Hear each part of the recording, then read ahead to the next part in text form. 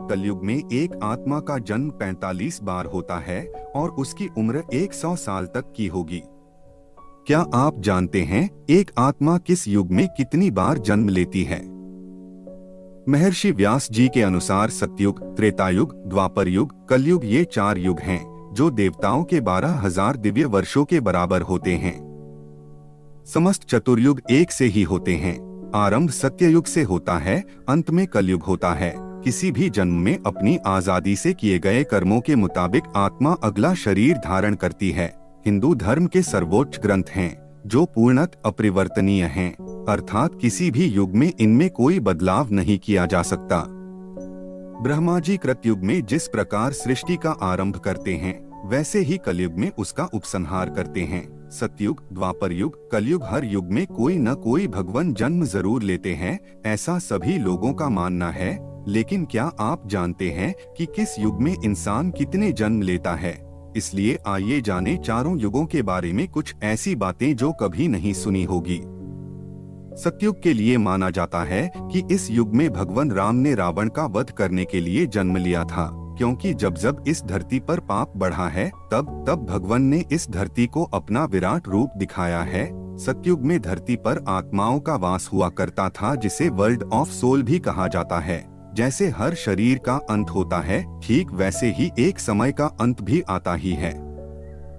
ऐसा माना जाता है कि सतयुग 17,28,000 साल के बाद खत्म होता है, जिसमें एक सामान्य व्यक्ति 1,00,000 साल तक जी सकता है, जिनका कद 32 फुट लंबा हुआ करता था। इस युग में इंसान अपनी इच्छा अनुसार मर सकता था। चारों युगों में हनुमान जी एकमात्र ऐसे भगवान हैं जो अमर हैं। त्रेतायुग में भी हनुमान जी ने भीम को चारों युग के बारे बताया था। किस युग में क्या होता ये भी बताया था।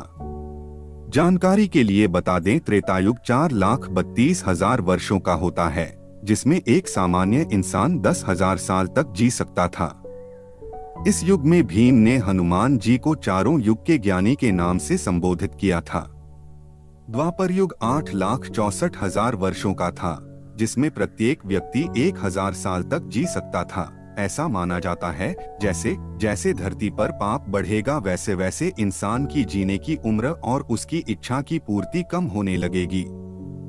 हनुमान जी का कहना था कि द्वापर युग में लोग धर्म के मार्ग से भटकने लगेंगे और धरती पर पाप बढ़ने लगेगा।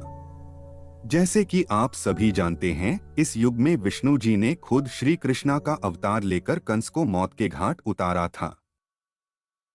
ऐसा माना जाता है कि कलयुग में एक आत्मा का जन्म 45 बार होता है और उसकी उम्र 100 साल तक की होगी। इस युग में इंसान पर्यावरण को तहस नहस कर देगा और इस युग में इंसान की इच्छा पूर्ति कम हो जाएगी और वे पाप का भागीदार बन जाएगा। कलयुग के अंतिम काल में भगवान विष्णु का कल्कि अवतार होगा। यह अवतार विष्णुषा नामक ब्राह्मण के घर जन्म लेगा। भगवान कल्कि बहुत ऊंचे घोड़े पर चढ़कर अपनी विशाल तलवार से सभी अधर्मियों का नाश करेंगे।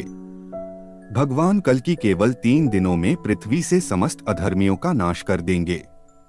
माना जाता है कि कलियुग में अंतिम समय में बहुत मोटी धारा से लगातार वर्षा होगी, जिससे चारों ओर पानी ही पानी हो जाएगा। समस्त पृथ्वी पर जल हो जाएगा और प्राणियों का अंत हो जाएगा। इसके बाद एक साथ 12 सूर्य उदय होंगे और उनके तेज से पृथ्वी सूख जाएगी।